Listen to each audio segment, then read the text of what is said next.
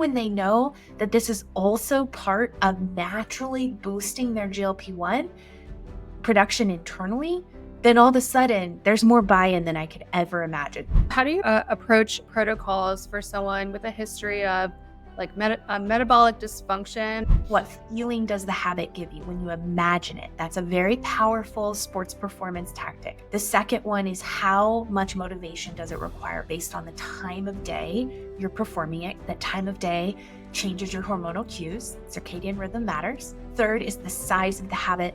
And the fourth is everything that is going to reclaim optimization of GLP-1 production has to do with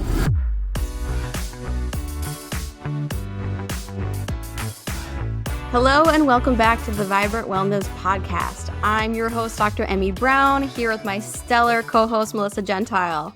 Today, we're thrilled to have Ellie Kempton, a functional medicine dietitian and metabolic health expert, back on the podcast. Ellie is known for her empowering approach to wellness, blending cutting-edge science with accessible, human-centered strategies. In her practice, Simply Nourished, she helps women reclaim vitality in ways that last. For our returning listeners, you'll remember Ellie's inspiring insights into creating sustainable metabolic health habits that honor both science and graceful acceptance of the perfectly imperfect. Today, we're diving into the world of GLP-1, a hormone that's making waves in the biohacking and wellness communities. But this isn't just about weight loss. It's about agency. It's about taking back control of your health in a world that often sells you quick fixes instead of true transformation. Let's get into why GLP-1 is so buzzworthy and how boosting naturally is an act of reclaiming your own story. Ellie, thanks so much for coming back. I am so happy to be here. I feel like we laid down the most beautiful trailhead in our last conversation to this conversation, and it's something that everybody wants to know more about right now. Yes, we're so honored to have you speak to it, and you're such a wonderful teacher, so I can't wait to learn from you. And before we can understand why GLP-1 agonist medications are so popular right now, and the alternative approaches, we need to understand what GLP-1 is. So just briefly, I think it's helpful to hear different practitioners explain in their own words, what is GLP-1 and why is it so helpful for weight loss? Yeah. GLP-1, it stands for glucagon-like peptide. I like to call it a conductor. I always like to equate the body to this beautiful symphony, and GLP-1s conduct specific hormones that really heavily relate to things we all care about: hunger and satiety cues, cognitive clarity, energy. The hormones that GLP-1 orchestrate are hormones that your audience may have heard of, hormones like insulin and leptin, but we all care about these hormones because they intimately affect how we interact with food. And we can feel a sense of confidence when these hormones are in check, and GLP-1s play a huge role in keeping them synchronized. So it's like keeping a violin and a cello playing in sync. It's like we strut through our day feeling like $1,000,000 because we have energy. We're not thinking about food all the time. There's not that static cacophony of noise when instruments aren't playing in sync when GLP-1 is optimized. And we produce this naturally. I think that with the advent of weight loss medications, we've forgotten that we produce this hormone. But we have, I'd say, maybe there are conditions for this conductor to want to stick around, and for this conductor to really want to step onto its little pedestal and really confidently conduct the hormones that it conducts. But when it's up there conducting, it sounds like a world-class symphony. Feels like it too. Beautifully said. I love when you paint that picture. Okay, so here's the big question that's going to inspire the rest of the conversation. Can we optimize GLP-1 naturally without medication? I love this question. It has me lit up, and you can guarantee I'm having these kind of conversations at holiday parties. So watch out, world. But yes, it's our right, and not only our right, our responsibility to optimize internal production, natural production of GLP-1. It is something that is part of self-stewardship. And I would say whether you are even contemplating a medication or not, optimizing your own output is part of you living for your fit and fabulous 80-year-old self. And it's not mutually exclusive. Because maybe you've chosen to complement care with a weight loss medication doesn't mean you put optimizing your own output on the back burner. If anything, it should actually come straight up to the front burner so that you feel a sense of confidence to maybe reclaim some independence from that weight loss medication someday. What are some of the symptoms, or just like things that patients might be experiencing to make them think, okay, maybe my GLP-1 production, my natural production is not where it should be? Yeah, there's a myriad of them. And I would say the first one is feeling like no matter what, all you're thinking about is food. Somebody could put something maybe trivial down on the table in front of you and you're having a conversation with them and all you can think about, it's like you're just being drawn, magnetized over to that food. You can't even hear what they're saying anymore because all you're thinking about is the food that was put on the table. And beyond that, maybe the noise in your head around food at all times, whether you feel like you're hungry or not, beyond that is just the inability to really feel sated and full and feel like you have freedom to stand up from a meal and go on with your day using the energy that that meal gave you. It almost feels like it's been described to me like this string drawing you back to the meal with relentless, I'd say, kind of magnetism. You just feel like you're never fully done with the meal. You don't feel like you can move on into your day and really reap the benefit of that meal for hours at a time. And we have so much to give this world as humans. We have our purpose and our passion and all the gifts that we have to give the world. And that is a drain, a little, what are those annoying, just kind of drips, like a leaky faucet that distracts you from your power. So I think the food noise is the number one. But I'd say there's so many other symptoms that have a lot to do with your cognition, remembering things. We found that GLP-1 receptors are in the brain. So neuroinflammation is heavily impacted, and we're finding out more and more that GLP-1s impact brain health. And so just knowing that your reward system alone is impacted by GLP-1s means that you are you aren't as heavily drawn toward anything. It doesn't have to be food. When your GLP-1 is optimized, you might not be as compulsive about shopping or alcohol or, anything that elicits that reward. Cognitively, you're going to feel more at peace. And what I describe to my clients is that peace is the home address of healing. So when somebody experiences optimized GLP-1, they experience the path back to healing. There's Sounds a very lot there. valid. Yeah. I want to bring in the term biohacking, Ellie, and I think this brings up a lot of feelings and connotations from different people. But when I think about biohacking, I think about actively supporting a natural physiological process for the benefit of optimizing health. That's how I think about it. And this proactive approach can really empower individuals to take charge of their health in the long game. It's not a quick fix, is how I like to think about biohacking. I think maybe for some, they may think about it as a quick fix. Maybe they're not thinking about sustainability here.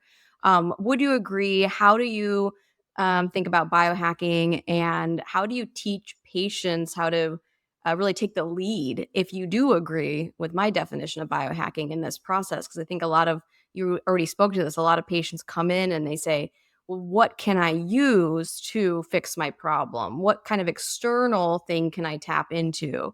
And so how do you approach this conversation with patients in terms of making them the leader of their health outcomes? Yes, I'm so glad we're breaking down biohacking because it is such a a kind of not only contagious but also very, I'd say, just yummy term. I feel like I'm so drawn toward this thing of, okay, maybe this supplement will biohack my energy. Maybe this gadget will biohack my sleep. But when you look at the word a little bit more closely, you're going to see that there's still that the prefix is bio. And so to your point, I think you said that so beautifully, is you still have to keep yourself in the process. You can't architect yourself out of it. Otherwise, then it's just a hack, and nobody wants just a hack, right? Or maybe you do. I guess I'm drawn to that too. But I think that when it comes to sustainable wellness hacks, you lose yourself in the process if you take the bio out of it. But when you put the bio back in, you start to rewrite the script and you start saying, how can I bring myself back into this? And yes, it might be something that makes my experience more efficient, just like having optimized GLP-1 makes the output and the receptivity of my leptin and insulin more efficient, and I receive it more, but I'm still doing this with my body in mind. And so there's efficiency and there's a coming back to oneself. So I think that as long as somebody doesn't forego their own needs and they don't tune out of their own whisperings of their body, biohacking is a very valuable consideration. And the way you know if you're biohacking in symmetry with what you need is you start to feel this sense of companionship in your day. I just taught a workshop on habit formation and the psychology of habits. And it was very analogous to what we're talking about today, because I said, when you're building habits that are, we'll say, biohacking habits, they are light. But the habits that aren't the perhaps aligned version of biohacking that we're talking about today, those are heavy habits. Those are the ones that require grit, and those are the ones that require fortitude and willpower, and they're exhausting. And so I'd say when you consider a GLP-1 biohack, which the ones we're going to talk about today are the ones I would highly consider, they're light and they feel like you step into a more effortless version of yourself, because we don't need any more gritty humans on this earth. We need more humans who are relaxed about their wellness and can more confidently build habits with ease and perspective. I love that perspective. It's not so forceful. You make it sound so easy and graceful and beautiful and transformative. And I do want to get into a little bit about your approach when structuring protocols or when you're starting to make some of those habit changes in some of your patients or your clients' lives. So, how do you approach protocols for someone with a history of like metabolic dysfunction or insulin resistance? Maybe they're actively having an issue like this and they do want to optimize GLP-1. Yes, good question. Well, first, I bring the human back into things. So, yes, we'll get into the nitty gritty science. I can't wait to go there. But first, I commandeer the agency of the person sitting in front of me, and I have them close their eyes and I have them imagine what weight loss feels like.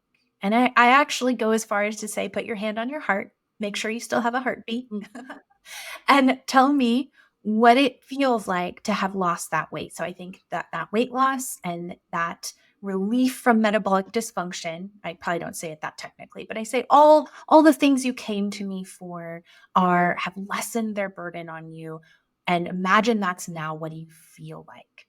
And there's some powerful stuff that comes out of that human's mouth: freedom, confidence, agency, pride. It's amazing.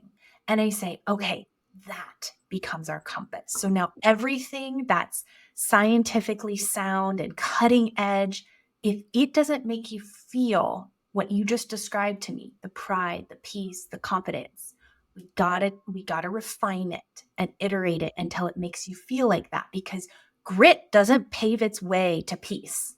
peace paves its way to peace. Mm.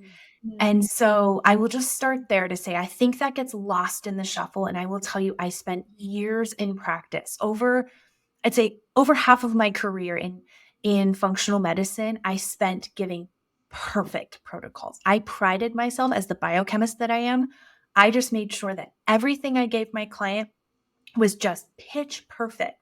But what I forgot was to put the human back into the protocol.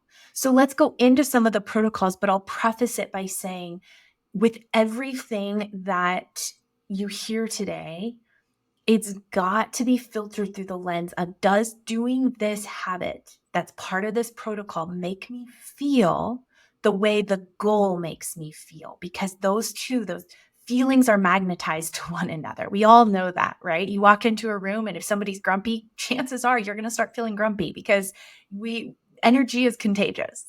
And so as we go through some things that I think are paramount to and scientifically proven to optimize your natural GLP-1 output, they've got to be giving you the feeling that you know you're capable of feeling when you lose the weight, or you're capable of feeling when you get the energy, or whatever that might be.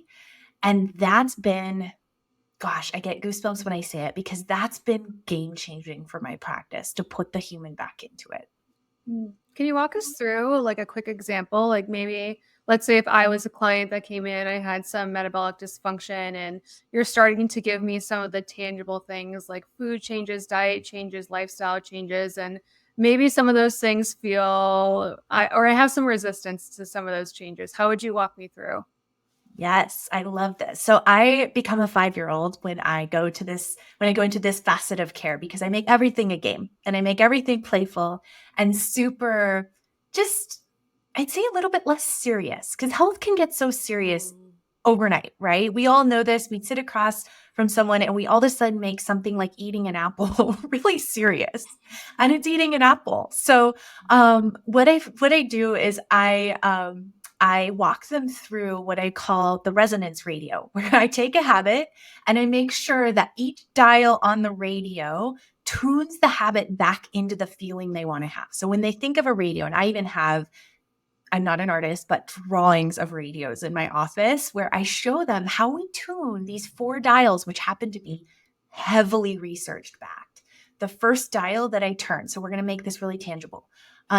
Let's say somebody says, I want to, what was one of the habits that you said that you wanted to do? Was it exercise more? Yeah, anything that would pertain to improving like metabolic health. Okay. Exercise tends to be one that gets brought up for many purposes, but metabolic health for sure. And it definitely plays a role in improving GLP-1 output. So I would say, if somebody comes to me and they say, you know what, I'm just going to work out harder.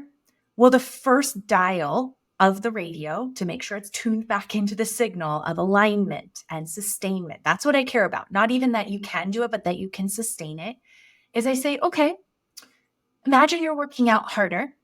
And I usually have them close their eyes because they got to just get in that headspace. And I say, how does that make you feel? Just going harder. And if they don't say empowered or maybe confident or accomplished, and they just say, I feel tired, like, no, then that's the first dial that we switch, is we create a scenario where maybe it's not working out harder, but maybe it's a different type of workout. I can't even tell you how many people I've encouraged and successfully enabled to work out sustainably because they just didn't even think of a different type of working out that makes them feel alive. Like dancing versus running, both cardio, right? You can even get into zone 2 dancing, I promise, with the right class. That's the first one. The second one that we tune is the amount of motivation it takes based on the time you've chosen to do it. So if this person wants to work out more and I say, okay, well, when are you planning on working out? And they say, well, after work. And I say, okay, imagine that. Does it feel, how much motivation does it take to work out after work? And if they say, oh gosh, it would be a joy, it would be what I'd look forward to, it would actually be the sparkle at the end of my day, great. That is tuned appropriately on the radio. That is a dial we don't have to touch. But if they say, you know what, just thinking about that, I'm exhausted. I'm tired at the end of my workday. The last thing I want to do is go work out hard. No. Well, then we need to adjust the time of day that we're punctuating this habit with, to make sure that the motivation is not the stumbling block. The third one is the size of the habit. And, there's a very, very prominent researcher in this field named Dr. BJ Fogg from Stanford. And he actually wrote a book about this called Tiny Habits. And there's so much power to adjusting the size of the habit. Maybe it's not that working out hard is the problem. Maybe it's that you plan to work out hard for an hour and you just need to work out hard for 10 minutes. I mean, there's so many incredible practitioners out there looking at what changes hunger and satiety cues. And I was just listening to someone very proficiently talk about the research on how much time working out changes your hunger and satiety cues. And she found that it's 10 minutes. So 10 minutes enough will change your hunger and satiety cues. And so you have to acknowledge the fact that if you're on, a weight loss medication, a GLP-1 agonist, and then you're dialing up your workouts at the same time, you're going to an hour of working out every day and taking a weight loss medication, and you're wondering why you still have crazy hunger cues, and you're like, oh, no, this isn't working. What am I doing wrong? We've got to acknowledge the fact that maybe you should start with consistently 10 minutes and then dial it up to let your hunger and satiety cues catch up with you. So size is the third one. And the fourth dial that matters so much, and it's less in your control. So we're talking about taking control back. This one's a little bit less in your control, but very important to be acknowledged and give a nod to is environment. What are you being triggered to do? If you are trying to work out, just work out, maybe harder, maybe not, just work out. And every day you get up and there's no environmental cue to work out. Your shoes aren't out. You don't have a class to go to. The people in your life don't work out. That's going to be hard. That's a hard ask. That feels pretty abusive to me. Whereas if you wake up and you have a running group to go to, your shoes are out by the door, and you've got people at home cheering you on, saying, yes, I know you want to go work out, go have fun. That's so different, night and day. So altogether, what feeling does the habit give you when you imagine it? That's a very powerful sports performance tactic. I was an Olympic trial athlete, and my coach would always have me visualize my race before I'd race it. The second one is how much motivation does it require based on the time of day you're performing it? Because we all know that time of day changes your hormonal cues. Circadian rhythm matters. Third is the size of the habit. And the fourth is the environment in which the habit is performed. And when you turn those dials, you just hand back a boatload of confidence to the person doing the habit. That's so powerful. And I love this analogy with the radio, Ellie, because I imagine you have patients who say, "Ooh, I thought I liked this station, maybe dance or weight training." And like maybe a different day you want to swim or you want to walk or you want to dial to a different station. So I imagine that we have to be flexible here too. Do you see that where someone even comes up with an idea on their own? It's not that you're suggesting it and they say, you know what, this doesn't make me feel joyful. Yes. And I need to tune to a different station, maybe, if you will. 100%. And guess who's saying they're going to tune to a different station? Them. That's radical responsibility. They're not coming into my office, head hung low, saying, I think your protocol's wrong. It's not working. That's the hope, is that they realize. Yes. And I see it more and more. And I have to tell you, it has changed my practice. It has changed the outcome and the sustainability of who I serve. I have so little return rate to the practice, and I could not be more excited. My goal is to work myself out of practice because I empower humans to do what I taught them to do on their own. And people don't come back because they're making it rain out there. They're adjusting their dials. They're turning on their radio every morning by tuning into their heart and remembering they're a human. And I just think in this world of tactics that are so quick fix and so just hack this, hack that, as we just discussed, people lose touch with their capacity to every day, every moment, just tweak things a little bit and not inaccurately place the not blame, but a little bit of the responsibility outside of themselves. They think to themselves, oh, that didn't work out, but let me just adjust the dial a little differently tomorrow. I want to get into specifics now, if you're so willing. And again, considering that we need to individualize and even day by day, depending on how the individual feels, which foods are particularly helpful to support GLP-1? You know what? It's all about the gut. So as your former guest, who I thought was fantastic, Ashley, she really did a beautiful job of outlining what role specifically. She just nailed this beautiful description of how the gut plays a role in natural GLP-1 production. So any food, prefacing everything I'm about to say based on that amazing trailhead, everything that is going to reclaim optimization of GLP-1 production has to do with making your gut a beautiful place of not only just tissue that has integrity to it. So we talk a lot as clinicians about the lining of the gut. I'm sure my clients just think that that's all I talk about is the lining of the gut. But with Crohn's, that's all I think about. So the lining of the gut matters because that is really the production site of GLP-1, but also what lives in the gut too, really nurturing a microbiome that's happy and wants to stay for longer periods of time. So the most obvious, the things that I think get passed over, mostly because I think there's boredom around it.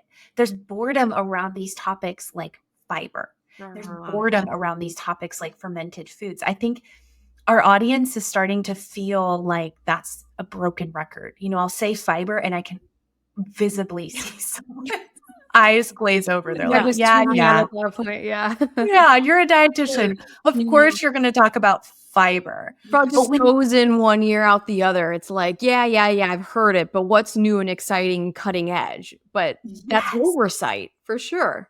It's oversight. And I have to tell you, I have the luxury of working with really, really just very resourceful, very curious humans. I love working with curious humans who are constantly asking the question, constantly open to a new approach. And even my most curious human being loses their curiosity around fiber because it's just a yawn.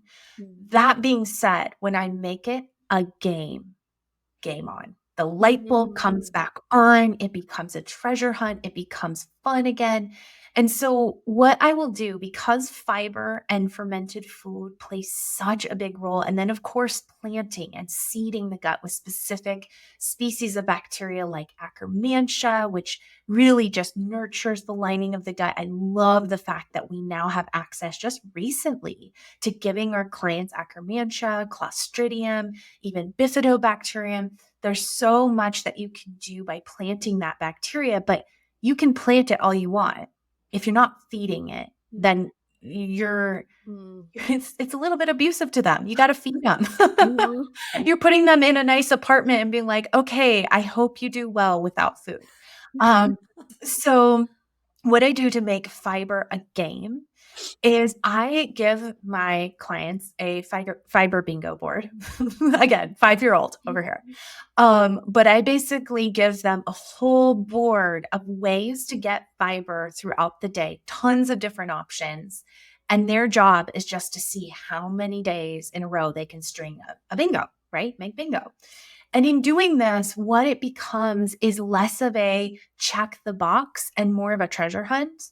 And then what I do is weave it back to the feeling they want to have. Because what I think people don't make the connection to, I know they don't, that's why fiber is a bore, is what the connection between eating fiber and the feeling they get when they lose weight.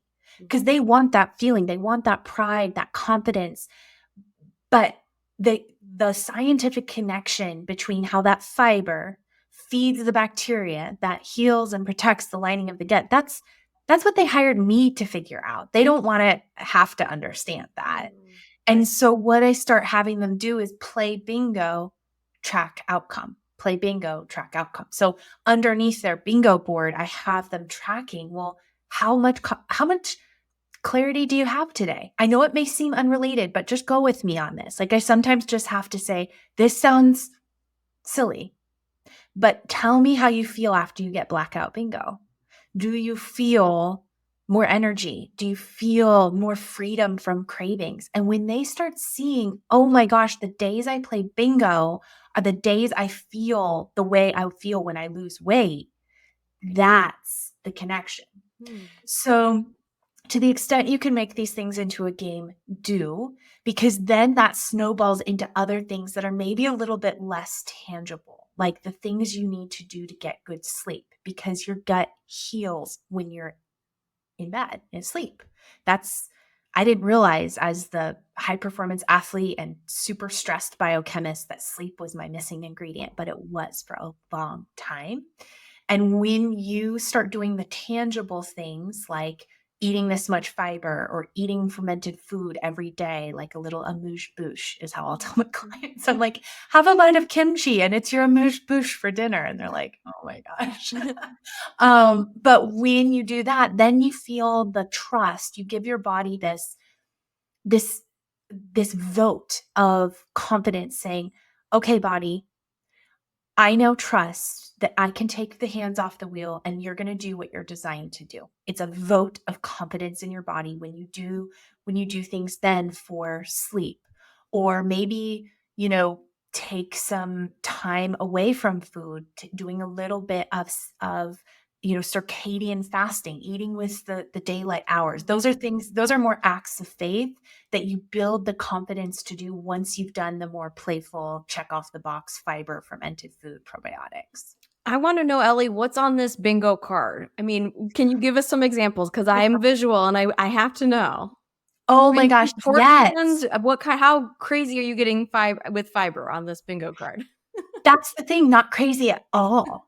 I'm actually bringing to light the things that are right underneath their nose. So things that we all know to be incredibly fiber rich, but are unsung heroes, like artichokes. I mean, how many people walk past artichokes every single time they go to the grocery store? And I'm not even talking the raw ones, because those take forever. That's my thought. That's why I pass by them. I love them, but I'd say I don't want to put in the work. So, but I do like canned, for what it's worth, like canned artichoke hearts every now and then is a really nice way to approach it. But please. Exactly. And I say, build a charcuterie board. And they light up and they're like, are you serious? And I'm like, yes, go build a charcuterie board. Like, treat yourself like you are romancing yourself. Like all of this is tailored towards somebody believing in their own becoming.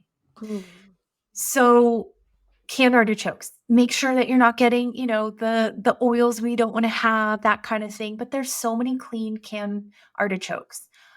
Things like beets, tons of fiber. And again, you can buy those pre-cooked beets. There's that company. Yes. I just had some actually a few hours ago. Yeah, I love those. So easy. So easy. And then thinking about food groups that we look at areas around the world where centenarians live, they eat a lot of pulses. They eat a lot of beans, a lot of lentils. And I mean, I was in a kind of more remote mountain town over this past week, and I went to the grocery store and I was shocked to find this really cool company called Dozen Cousins was selling their pre-cooked beans that are so clean at this little is called Mountain Market. And I'm like, the excuse that we don't eat beans is no longer an excuse, because to find in a remote mountain town Dozen Cousins means you can eat beans anywhere you go. Now, gut compromise, I get it. Being a clinician whose background is in gut health, there are definitely some exclusions based on tolerance of beans. But if you tolerate beans, do you know how much fiber is in a cup of beans? It's a lot. It is a fiber feast. That is like blackout bingo, just eating beans. So you can guarantee that beans are scattered across this board. Different seeds, there's a lot of fiber. And if you want to talk about, another natural way to support your GLP-1 production is through really good oils. Well, seeds can kill two birds with one stone, or save two, by giving you good oils. Like flaxseed is one of my favorite, and the fiber. And so I put those on the bingo board. everything is so just reasonable, because the last thing we need is to go on a treasure hunt for something obscure. And I really pride myself on giving my audience just reminders of simplicity. And for me, if it passes the giggle test and somebody actually laughs when they look at it, I know I've done my job, because I know it's that simple. You're making it playful and fun. Yeah. Yes. With the beans and legumes, if you do have someone who does have difficulty digesting those, what do you recommend? Do you recommend just avoiding them for a short period of time during a protocol, or do you give some more digestive support with like an enzyme? Good question. Yes, we definitely have to go back a few steps to go forward. And good thing. Thank heavens that I can play this role in somebody's life. So, to go back a few steps, we definitely give some digestive support, which often has to start with just the person chewing. Sometimes I would say I used to be so quick to put people on enzymes, especially, running your gut zoomer, which I'm obsessed with. I would see, so many opportunities to put somebody on enzymes. And then I'd realize there's unchewed food in the stool, right? How many times have you coached your clinicians to say, well, maybe the patient should just chew? So we start there. Simple. And then we start bringing in just really healing and protective nutrients. I love the family of demulcents like chamomile, maybe as needed, some aloe, L-glutamine, these things that just start the process of protecting the lining of the gut. And not forever, but just to make sure that we start the process of healing it, especially for GLP-1 production. And then what I will do next is I would call it a hack, that I will start integrating in fiber powders. I do a little fiber rotation, which introduces fibers in different resistant forms, like green banana fiber and white rice fiber powder. And one of my favorites is sun fiber.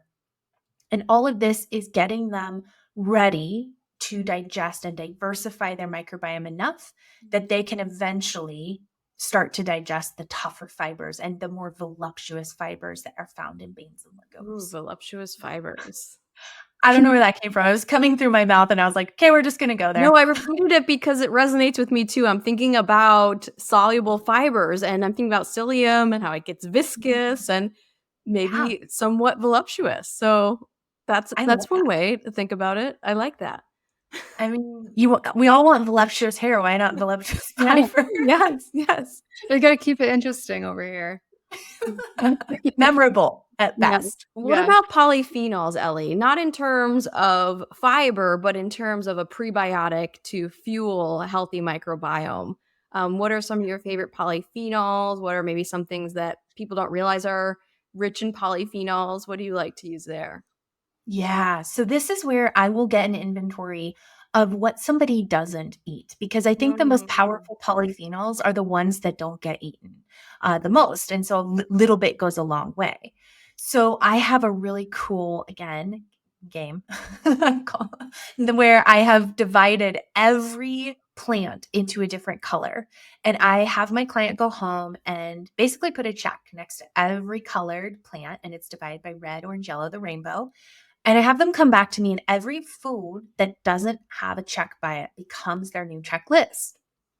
And it becomes fun because they're starting to explore things like rhubarb, papaya, things, just colors, those polyphenol rich colors that they rarely eat.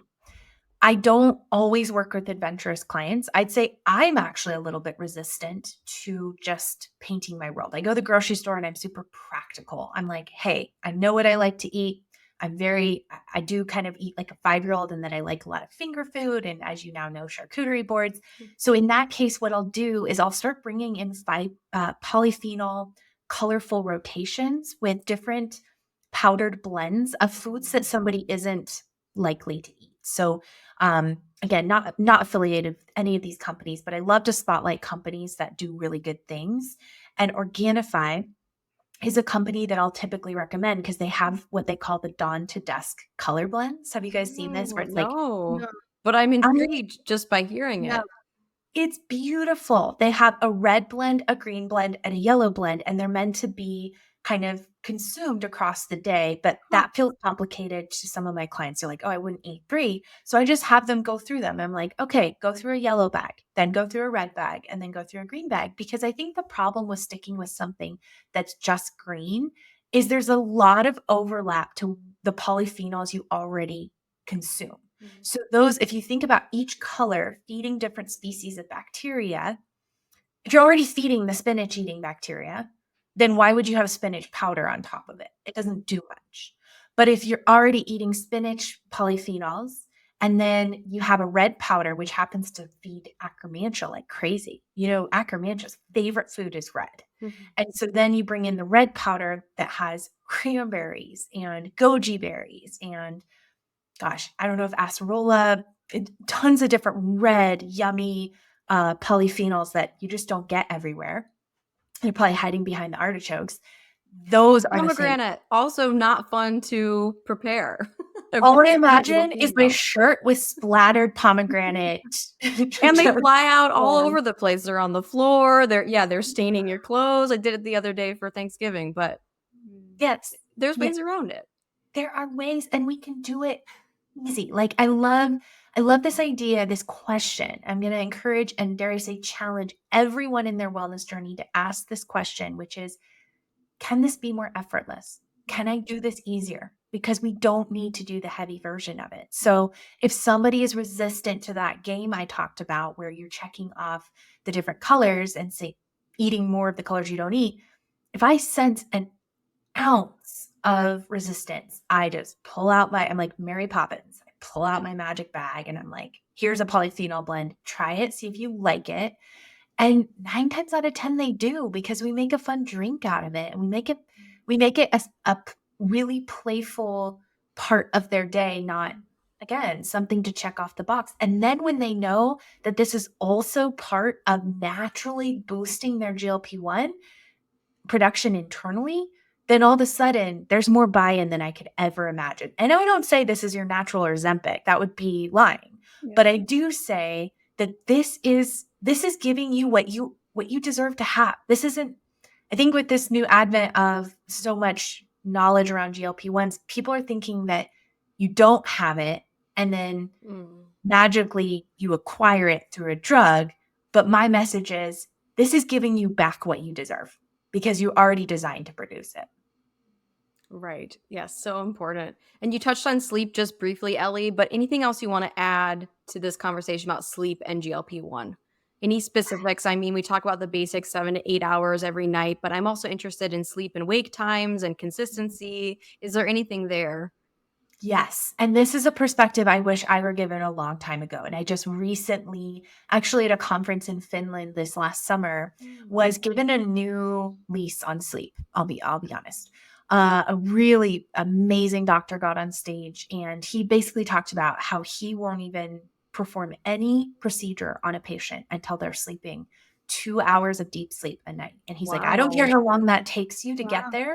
Like, it could be 8 hours of sleep. It could be 6 hours of sleep. I mean, I had a night the other night, I kid you not, I slept 5 hours, but 2 of them, which I'm not proud of, but 2 of them were deep sleep.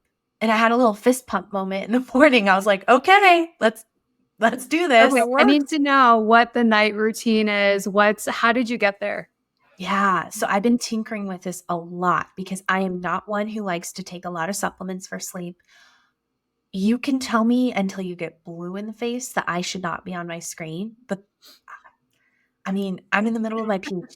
I got to be on my screen. I'm doing research. I'm writing papers at night. So I'm on my screen. It is. And that's the thing I love about this conversation today, is we're talking about the realistic version of all of this. Because in theory, some of these things sound great, but when boots hit the road, we got to make sure it passes the test. So what I've found are three things have changed my sleep drastically. And I do track it. I know that some people are allergic to tracking their sleep. I think tracking your sleep, I have an Oura ring, not tethered to it. I think, Whoops do a great job, some Garmin, some Apple Watches, whatever. But I do track my sleep to see what moves the needle the most, because looking at your REM and your deep sleep is the proof in the pudding to see how close you can get to 2 hours. So the very first thing I do actually is, as soon as the sun sets, I put on the world's dorkiest, maybe highest fashion glasses you've ever seen. I mean, I feel like both hot stuff and also crazy woman, but Wait, I do. now I have to see them. Do you Oh have, my God. have them nearby? I do. Do you want to see these? Yes. Please. Okay, they're on my bedside table. Let me grab them. Yes, please. No, I mean, I actually just ordered, the real deal kind of blue light blocking glasses, and I feel like they're about to look like the ones she's about to show us. Ooh, I can't wait.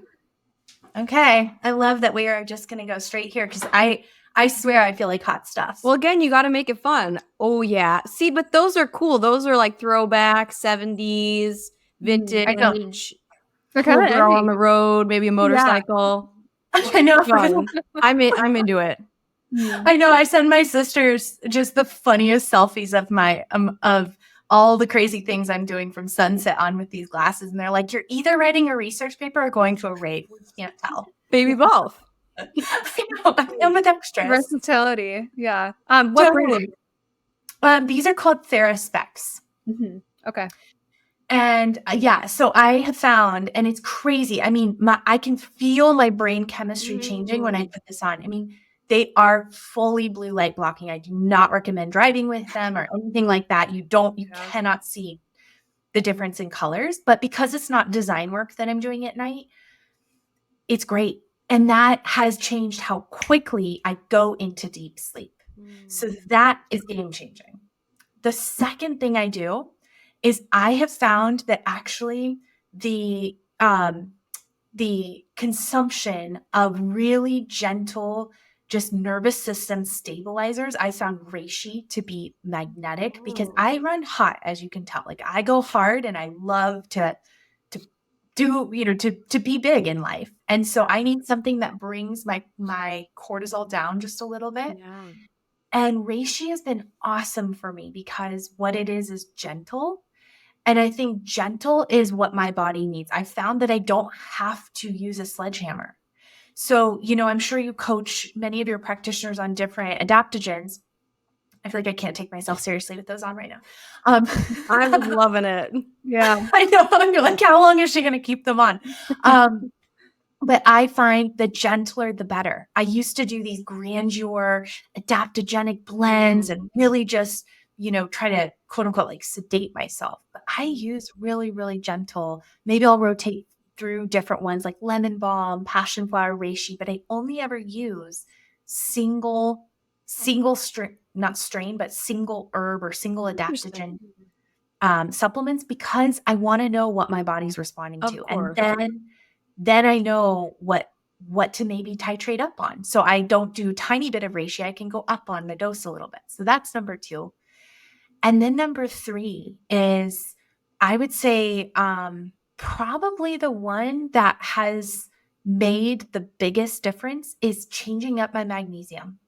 I used to just take what I would always recommend, which is magnesium glycinate. And then I started to research the different chelations. And when I landed on the type of magnesium that my body actually needs, boom, it was lightning magic.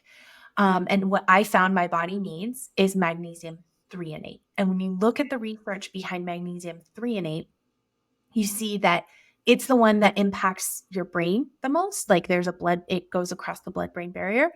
That's not going to be for everyone listening. Everyone listening might need a different magnesium, but I recommend most people take magnesium, and be experimental in the type. If nothing else, just take a blend of magnesiums. But what I inadvertently did, and recommend it too, so this is where I'm not ashamed to change my mind, is I'd always recommend magnesium glycinate and leave it at that.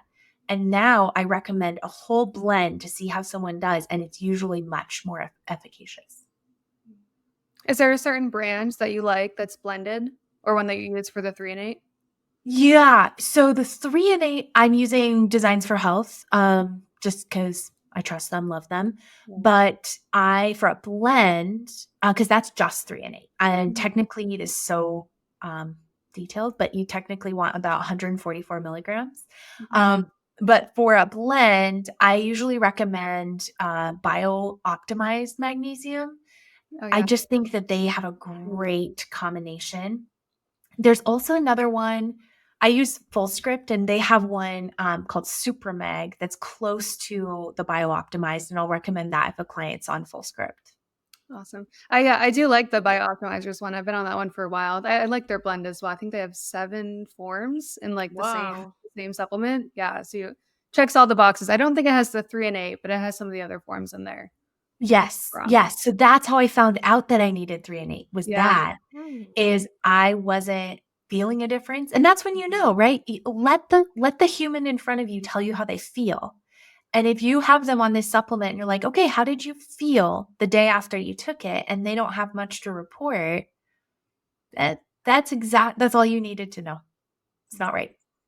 I think that's so important to actually check in to see how a supplement is affecting us, because I think it's so easy to just follow the protocol and never check in and be like, wait, is this making a difference or not? Because we don't want to be wasting, supplements that aren't serving us in that way. So I love that you empower your patients, Ellie, and just the way that you teach all these different concepts and make everything fun with games. Like, who knew that would make such a difference in coaching and accountability? But thank you so much, Ellie, for taking the time to chat with us today. I loved this episode. You are so motivating. Like, I'm so motivated from this, and I know our listeners are going to get a lot out of this. And I know you've already been on the podcast before. So we'll link the first episode that we did with you in the show notes. So if you're listening and loved this one, you can go back and listen to episode 1 with Ellie. And where can our listeners find you online?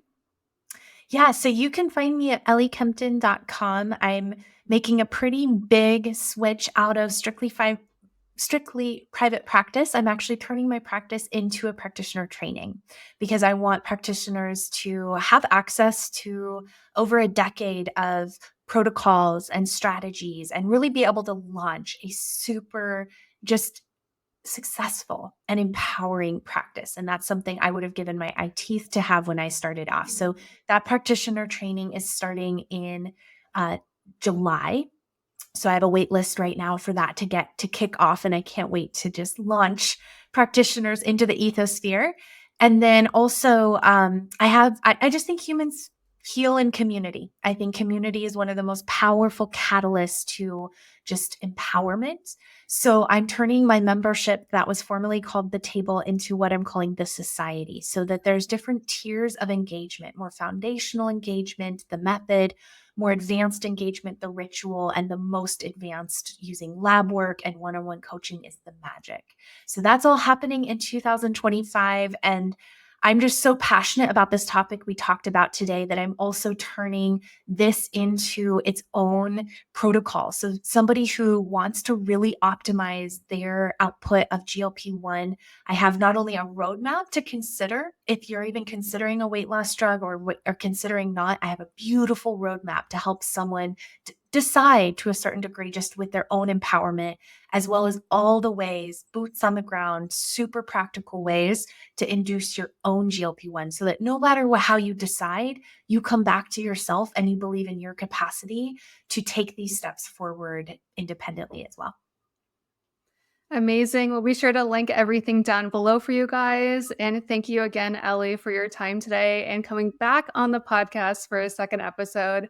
And until next week, wishing us all vibrant health and wellness. Thanks so much. Thank you so much for being here today. Don't forget to leave us a review and subscribe so we can continue to pay it forward together. And remember, the key to longevity is knowledge. Keep learning, growing, and tuning in to the Vibrant Wellness podcast to discover the latest insights and strategies for optimal health. Join us again next week. Just a reminder, this podcast is for educational and informational purposes and is not a substitute for professional medical advice, diagnosis, or treatment. The views expressed by guest and host are their own and do not necessarily reflect the official policy of Vibrant Wellness.